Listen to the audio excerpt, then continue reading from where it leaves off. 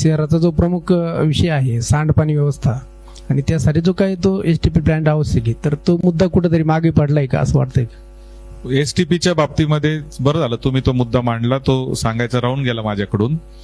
कारण आपण एसटीपीची जी योजना केली त्याला अंडरग्राऊंड ड्रेनेज म्हणजे भुयारी गटार योजना आपण म्हणतो, अंडरग्राऊंड ड्रेनेजची प्रोजेक्ट.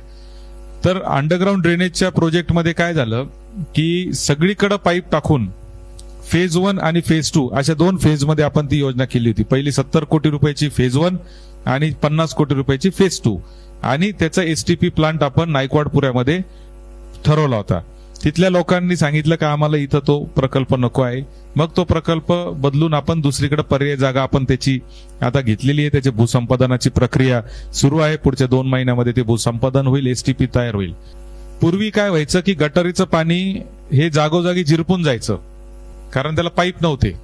आता पाईप झाल्यामुळं काय झालं, ते पाणी डायरेक्ट पाईपनी येतं, त्याच्यामुळं ते बाहेर पडतंय.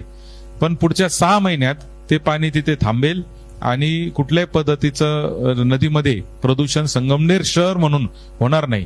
अकोल्यापासून सगळ्या गावांचे पाणी, सांडपाणी जे आहे ते नदीमध्येच जात आहेत. आता प्रत्येक गावाला याची उपाययोजना करावं लागणार आहे.